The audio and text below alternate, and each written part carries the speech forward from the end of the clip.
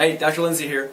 Wendy and I are going to talk to you about mistake number 1 and 2 that can be made in hair transplants. That is a straight and sparse hairline, and then mistake 2 is too little hair sprinkled over too much bald head. We see this all the time, typically from somebody who's been sold a surgery that will fit their payment plan and their budget and let them go back to work in a day and have no downtime, and it'll fill in their hair or their hairline and they'll never have to worry it again. That's what we hear this crap every week.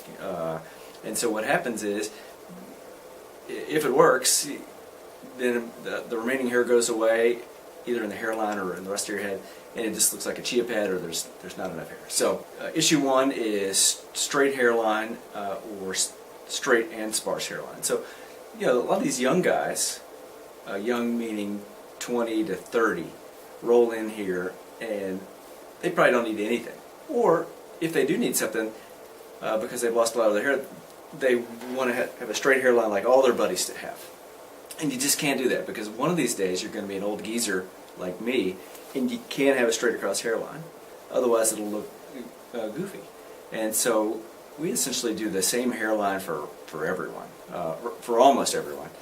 And that is a curve that has some recession back so that it looks okay when you're 50, and it has to have some irregularities. So this picture that I'm showing right now, I just took of Wendy's hairline. And if you look at it, it's not a straight line. There are areas that come out and go in. And so that's what we typically do when we do any hairline. And so let me show you the next case, or the first case I'm going to show you, a hairline that was done elsewhere. And it's fairly thin hair, and it just isn't enough. I mean, it's just sparse hair. And I don't know whether it was ever any better. The guy gives kind of a different, it's difficult to follow whether he ever had a whole lot more hair and this went away, or this is what he got. But when he pulls his hair back, it just looks like an undernourished forest. There's just hardly any trees. And so we just need to plant more and more trees between what he's already paid for. That's an easy problem to fix. The second case I'm going to show you is a guy that looks a little bit better. He's got bushier, wirier hair, but he probably doesn't have any better of a hair transplant from elsewhere.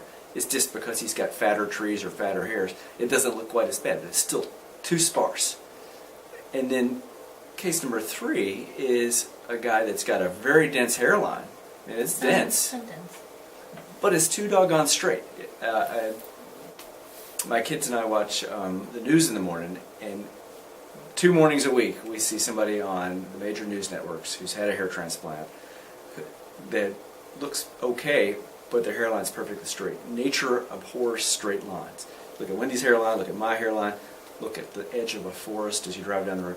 There are no straight lines except those that are man-made. So this guy's problem is fixable too. All we need to do is just add some irregularities to his hairline. Put a few bumps out in front, just like Wendy's hairline has. More natural. Yeah. And so the picture that I'm showing now is typically one of our hairlines. It's a big 3,000 graft case, but if you look around the edges, it's a fairly straight border, but there are a few bumps out in front. And we pack that tight so that when it grows in, it looks like this, which is a great looking hairline. It looks natural. It does not look like a hair transplant. So that's the goal with irregularizing and packing a hairline. Mistake number 2 is sprinkling a little hair over the whole head. So the picture that I'm showing right now is a guy that came in who said he'd had a hair transplant someplace else, and look how thin the coverage is. So now let's look at a guy that we repaired. This fella came in a number of years ago showing this exact example. He looks like a guy that's going bald, but he added that he'd already paid $14,500 to somebody to do hair transplants where they were supposedly going to fix everything. So we operate on him, we shave him down, and sure enough, they put some hair every place. You can see all the little grafts that they placed, but it's a limited number and it's put over too much surface area. So when we do it, we make this set of holes, and they're packed in there. That's about 3,000 grafts, so that at 10 months, which is the last time we saw him before he moved out of the area, it looks like this, and it only got better after that. So the key is you need to put enough hair per square inch. So do plenty of research. If something sounds too good to be true, it probably is. There is no such thing as a preventative or a no downtime hair transplant that you or I seen, right? Yes, do your research. There's plenty of there's plenty of videos from different doctors and see. Yeah, make sure that you see plenty of work from whoever you're going to see. Yeah, anybody can pay for 1 or 2 slick videos, but to consistently put up results on online forums, and YouTube, and various and sundry places, it would be difficult to scam somebody with so many results. So do plenty of research. There's no need to ever rush into this. Become an educated patient, and if we can help you, give us a call.